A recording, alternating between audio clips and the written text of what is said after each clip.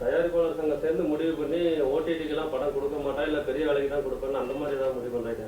நடக்காது. அவன் ஒரு பெரிய வேலைக்கு தான் கொடுத்தேன்னு போட்டுட்டுனா வாங்க மாட்டாங்க. அவங்க தயாரிப்பாளர்கள் அந்த மாதிரி ஒற்றுமையாக இருந்து பண்ண சொன்னாலுமே அவங்க எங்களுக்கு வேணாம், எங்களுக்கு எங்களுடைய சீரியஸ் இருக்குது, நான் பண்ணிட்டு போகிறேன்ட்டு போயிடுவாங்க அவங்க. ஆமாம், அதுதான் மெயின். பெரிய ஹீரோக்களுக்கு வந்து பண்ணோம்னாலுமே ஓடிடி வாங்க மாட்டேங்கிறாங்க. பெரிய ஹீரோக்கள் வச்சு பண்ணோமே ஓடிடி வாங்க மாட்டேங்கிறாங்க. இப்போ பார்த்தீங்கன்னா உங்களுக்கே தெரியும், சூர்யாவுடைய பிளாக்கு ஓடிடி வாங்காமல் நின்றுட்டுருக்கு. கார்த்தினுடைய சர்தார் 2 நின்றுருக்கு. இந்த மாதிரி இப்போ வந்து இப்போ எடுத்துகிட்டு இருக்கிற அண்டர் ப்ரொடக்ஷன் இருக்கிற படங்கள் எந்த படமும் ஓடிடி வியாபாரம் இல்லை. இப்போ விஷால் பண்ணிட்டு இருக்க மகுடம் நம்ம வியாபாரம் ஆகலை.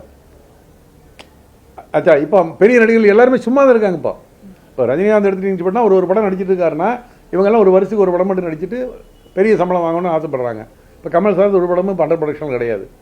அஜித் படம் ஒன்றுமே கிடையாது, ஷூட்டிங்கே கிடையாது. சிவகார்த்திகேயன் படம் எதுவும் ஷூட்டிங் கிடையாது. சிவகார்த்திகேயன் படம் ஆரம்பிக்க வேண்டிய படம் ஆரம்பிக்கல, சிம்பு படம் ஆரம்பிக்க வேண்டிய படம் ஆரம்பிக்கல. என்ன காரணம்? தயாரிப்பாளர்களுக்கு அபரிதமான பட்ஜெட்டு.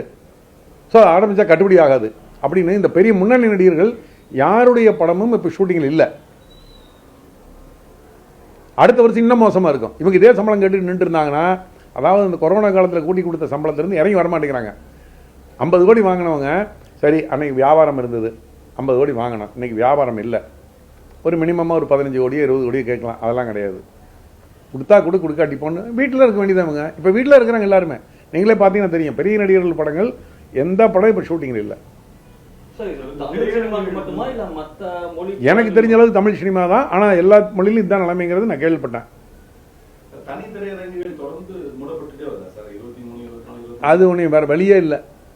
தனித்திரையரங்குகள் வந்து எப்படின்னு சொல்லிட்டுனா, மல்டிப்ளெக்ஸ் திரையரங்குகளுக்கு தான் இன்றைக்கி மக்கள் வந்து பழகிட்டாங்க. இப்போ உதாரணத்துக்கு ட்ரெயின் எடுத்துட்டீங்கன்னு சொல்லிட்டுனா, நீங்கள் இப்போது சதாப்தி பாருங்கள், சதாப்தியில் வந்து புக் பண்ணி பாருங்கள். சதாப்தியில் வந்து ஃபஸ்ட் அந்த எக்ஸிக்யூட்டிவ் கிளாஸ் தான் ஃபுல் ஆகும், அப்புறம் தான் அடுத்த கிளாஸு. நீங்கள் கோவா எக்ஸ்பிரஸ் எடுத்துட்டீங்கன்னு சொல்லிட்டுனா, நான் ஏசியில் யாருமே ஏற மாட்டாங்க, ரொம்ப மினிமமாக தான் ஏறுறாங்க. ஃபஸ்ட்டு ஏசி தான் ஃபுல் ஆகுது. மக்கள் அந்த மாதிரி வாழ்ந்து பழகிட்டோம். அது மாதிரி தான் சினிமா தியேட்டரும். மல்டிப்ளெக்ஸ் இல்லைனா மட்டும்தான் சிங்கிள் தியேட்டருக்கு போகிறாங்கிறாங்க. பிளே ஸ்டோர் மற்றும் ஆப் ஸ்டோரில் இருந்து பாலிமர் செயலியை QR கோடு மூலம் பதிவிறக்கம் செய்யுங்கள். செய்திகளை உடனுக்குடன் பெறுங்கள்.